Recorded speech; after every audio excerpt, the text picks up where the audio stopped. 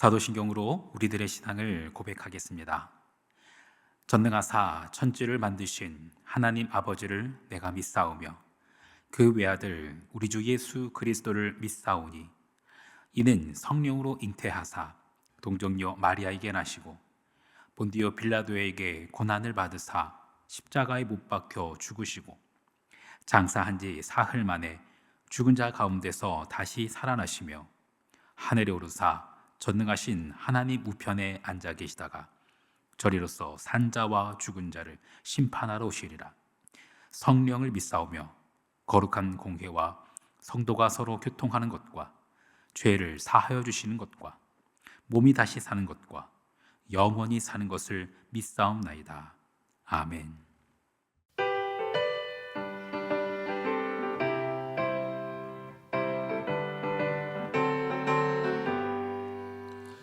하나님의 나팔 소리 천지 진동할 때에 예수 영광 중에 거룩하시고 천사들이 세계 만국 모든 곳에 보내어 구원받은 성도들을 모으니 나팔 불 때 나의 힘 나팔 불 때 나의 힘 나팔 불 때 나의 이름 부를 때에 잔치 참여하겠네.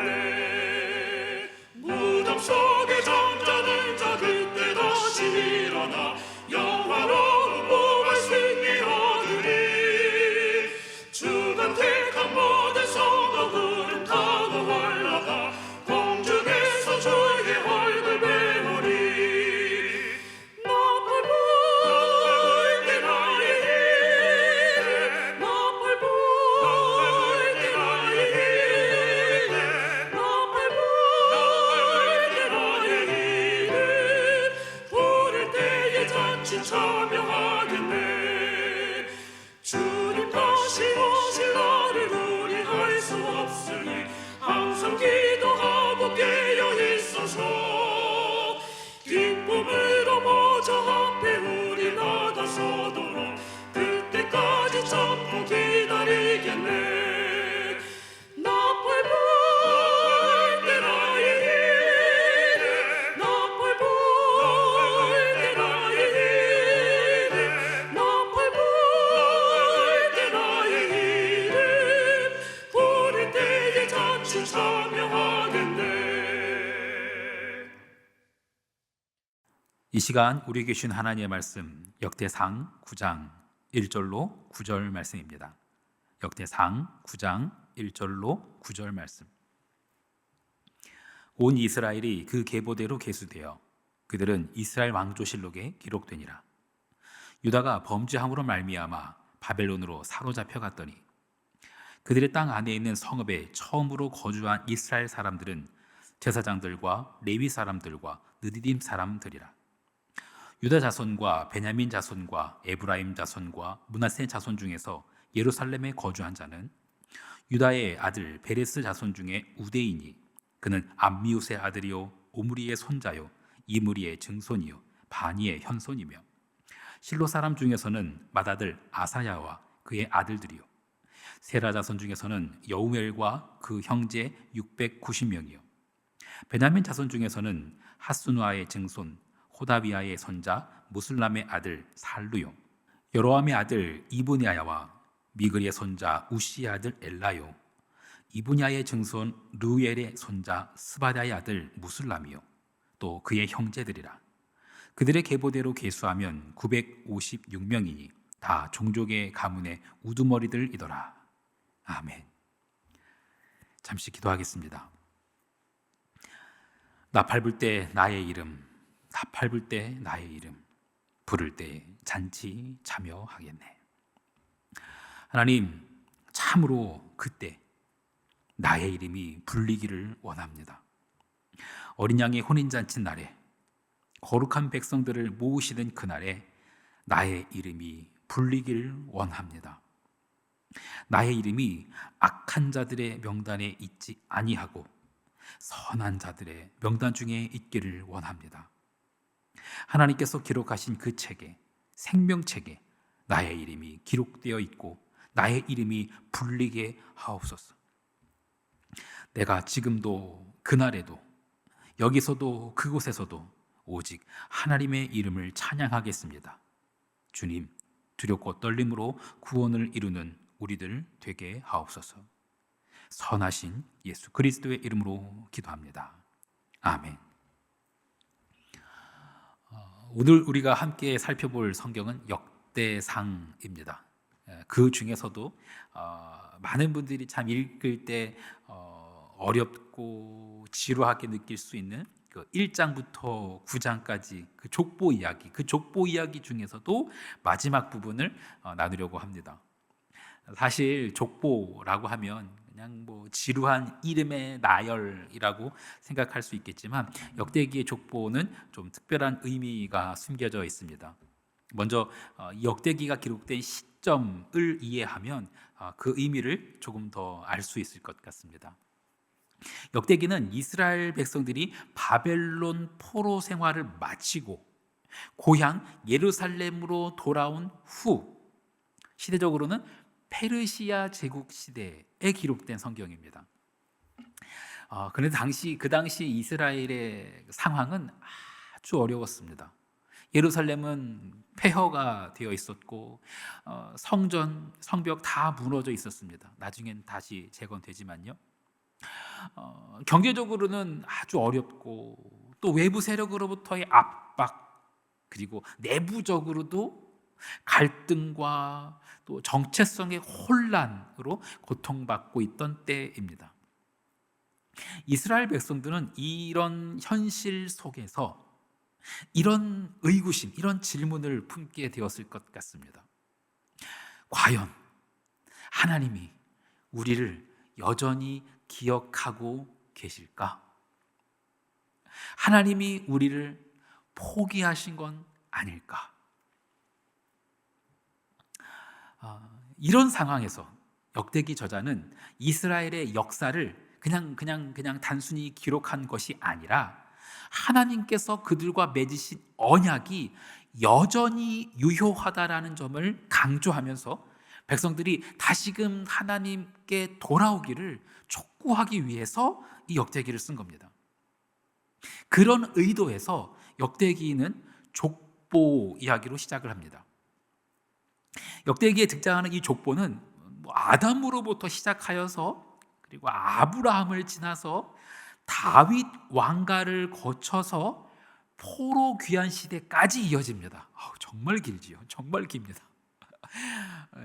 이 긴 족보, 이 족보가 중요한 이유는 이 족보가 단순히 이름의 나열이 아니라 하나님이 한 번도 이스라엘을 포기하지 않으셨다라는 그런 의미이기 때문입니다.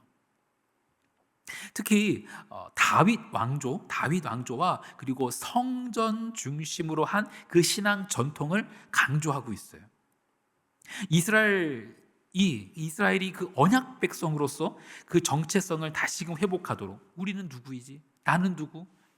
여긴 어디? 그 정체성을 다시 회복한 것을 돕도록 하기 위해서 이 역대기가 기록되고 있습니다.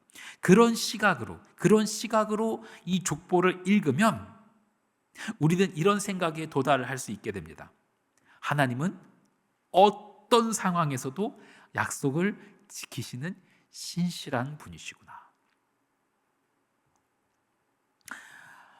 구약 성경 역대기에 등장하는 이 족보의 특징 중에 하나는 유다 지파가 특별히 강조된 것입니다. 왜냐하면 유다 지파에게서 다윗이 태어났고 그 다윗 자손을 통해서 메시아, 곧 예수 그리스도께서 오실 것이기 때문입니다. 하나님은 다윗과의 언약을 결코 잊지 않으셨습니다. 이루고 계시고 그리고 이루실 것입니다. 역대기는 이런 사실을 강조하면서 이스라엘이 하나님의 약속을 다시 붙들고 일어서기를 원하셨던 것입니다. 역대기 족보에서 또 하나 특징은 레위 지파에 대해서 강조하고 있습니다. 레위 지파는 좀 특별한 위치를 차지합니다. 왜냐하면 그들은 성전에서 하나님께 예배하는 역할을 맡았기 때문입니다. 성경에서 말하는 성전, 그것은 단순한 종교 건물을 이야기하는 것이 아닙니다. 하나님과의 관계를 회복하고 또 계속해서 유지하는 아주 신앙의 중심적인 장소이지요. 특별히 오늘 우리가 함께 읽고 있는 역대상 9장에서는 포로에서 돌아온 후 성전에서 봉사한 사람들, 즉 레위 지파 사람들, 그리고 문지기, 찬양대, 제사장, 이들의 역할이 자세히 기록되어 있습니다. 이는 이스라엘이 다시 예배 중심의 삶으로 돌아와야 한다는 것입니다.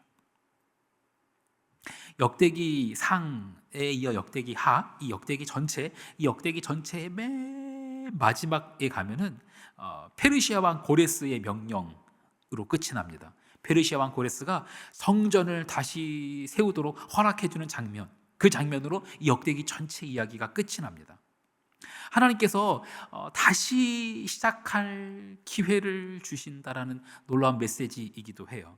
성전이 다시 지어지는 장면. 하나님은 실패하고 좌절한 백성에게 다시 일어설 수 있는 길을 여시는 분이에요. 여기서 중요한 것은 진정한 회복이란 성전이라는 그냥 단지 건물을 세우는 것이 아니라 하나님과의 관계를 다시 회복하기 위해서 예배가 회복되어야 한다라는 것입니다. 민족 전체가 회복할 수 있는 것은 성전을 짓는 것을 넘어서서 그 성전에서 신실한 예배자로서, 신실한 예배 공동체로서 다시 서야 한다라는 것입니다. 사랑하는 성도 여러분, 이 역대기의 이야기는 그냥 과거 이스라엘의 이야기만이 아니라 지금 우리에게도 놀라운 메시지를 전해줍니다.